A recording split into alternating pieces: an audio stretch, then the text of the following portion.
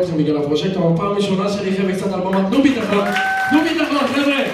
בקיצור חבר'ה, אני רוצה לספר לכם קצת על עצמי, אני אביחי ארזואן מקריית גת, לא ארדואן, שלא תראו בי או משהו, כן? ארזואן, אני בן 22, אני מרוקאי, כן? כמו אלה שנולדים עם כפית של זהב בפה, ככה אני רק עם כפית של מטבוחה.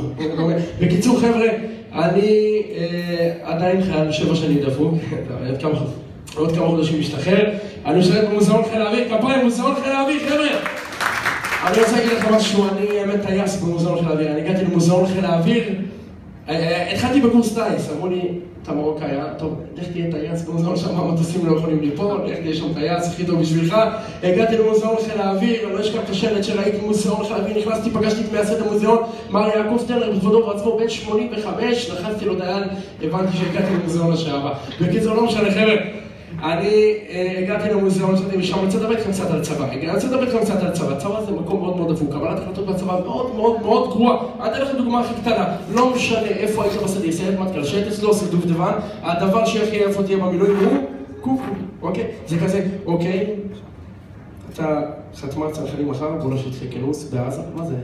אין לך קוקו, אני רואה קונדיטור בצאלים. חבר'ה, קבלות החלטות גמורה, שימו לב, תקשיבו מה אני אומר לכם, תבדקו אותי, כל פעם שאתם רואים איזה צוק קנן, צוק קטן, התחממות, הקבינט אישר לגייס 50,000 איש, 45,000 מתוכם קונדיטורים בצאלים, חבר'ה, אני לא צוחק, צבא מאוד מאוד מטומטם, הכל קשה בצבא, צבא מעיק, צבא מבגר, אבל הדבר שהכי קשה בצבא מניסיון, אני אומר לכם, והיא גם פה, זה חברה בצבא, אוקיי? חברה בצבא זה דבר מאוד מטומטם. אני אתן לכם דוגמה, אם אתה סוגר שבת והיא בבית, אהבה בשיאה. מה, מלוחם שלי, אתה שומר עליהם, בכלל שומר על מטוסים שלא זזים, אתה שומר עליהם, אהוב שלי, אני רוצה שתתחתן איתי, אבל אם אתה בבית והיא סוגרת שבת, בוא נגמר אהבה, כן, זה ממי, מה קורה, איך את לא, מה לא, אתה לא יוצא היום, דיכאון של החיים, אתה מרגיש סוגר שבת מרחוק, אתה 4 בבוקר מסטול מת, ב7 עם חברים, גנוב מהחיים, פתאום אתה מקבל טלפון, ממי, החיים שלי, קר לי.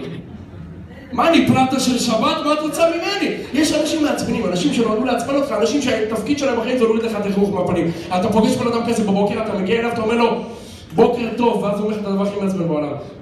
בוקר.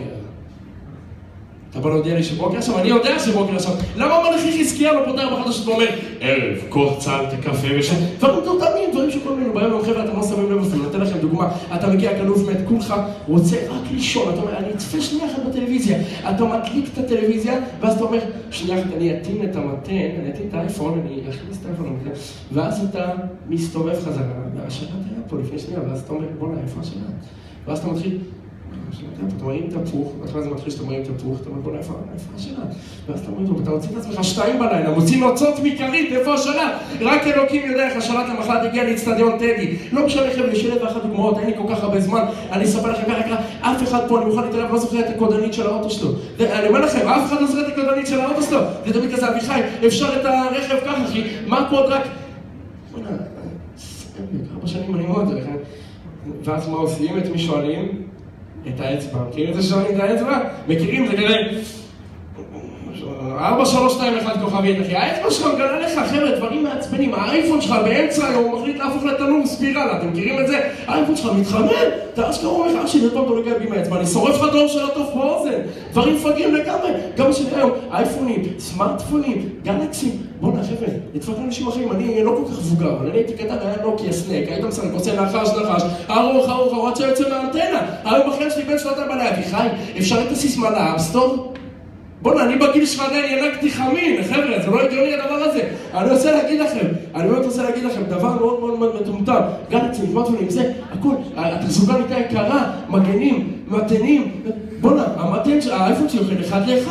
האייפון שלי אוכל 1 ל-1, כל התנה, אני צריך להחליף מתן. יום אחד התעצבתי, אמרתי, חבר'ה, אני הולך להביא מתן טוב. הלכתי לקניין, אמרתי, נותן לי מתן טוב, והנה מתן, אומר לי, כך, זה מתן חזק. מתן שהולך לחדר כושר או משהו, לא יודע מה זה מתן חזק. בקיצור, חיברתי אותו לאייפון, אחרי שעה 180-190% התפוצץ לי אייפון, חבר'ה, דבר מתודר לגמרי. גם אנשים הצימו, אני רוצה גלקסי הכי חדש, אני האייפון הכי חדש, אני רוצה נורד מה, אני אתיופי? בוא נחבר, בלי לפגוע באתיופים, יש לי חברים אתיופים, אנשים גזענים, חבר'ה, אנשים גזענים. אני אתן לך דוגמה הכי קטנה שקראת עליהם, אני נכנס לדור, עומדת מאחורי, עומדת מפני, סליחה, דאבל אתיופית, מכירים עם הסדין והתינוק על הגב. בקיצור, עומדת מפני דאבל אתיופית, ואז אני אומר, אחי, למה אתה לא מביא מספר? זאת אומרת, אדוני, חכה בסבלנות, אתה אחרי הקנגרו הזה. אנשים במדינה נהיו גזענים לגמרי, אתיופים זה היה מצחיק חבר'ה, יש לי סיוט מהם, בגיל 14 הייתי מליצרה, עזבו לי בשורות 12 אתיופיות כאלה, אני לא אשכח שבאתי, אמרתי לה, תגידי לי, מה את רוצה אנחנו גברת? אמרה לי, אני תביא לי דג ולילד, תביא לי בורקוס.